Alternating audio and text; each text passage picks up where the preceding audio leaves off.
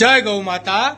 આજે તારીખ 30/4/2025 ને અખાત ત્રીજના પાવનકારી પર્વના રોજ યુકે થી શ્રી નીવ પરિવારના સહયોગથી કરુણા સેવક ગૌસેવા ચેરિટેબલ ટ્રસ્ટના ગૌસેવકો આ વિડીયોમાં તમે જોઈ રહ્યા છો।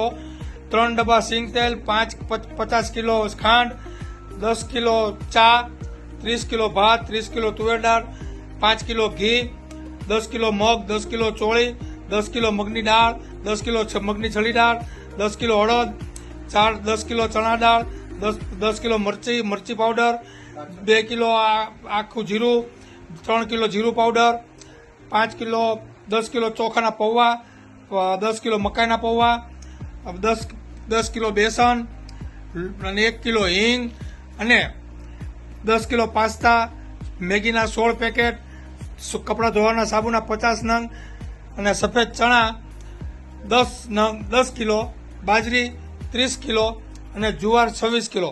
આ બધા જ ખાદ્ય પદાર્થ લગભગ મા બાપનું ઘર વૃદ્ધાશ્રમ તે તમે જોઈ રહ્યા છો।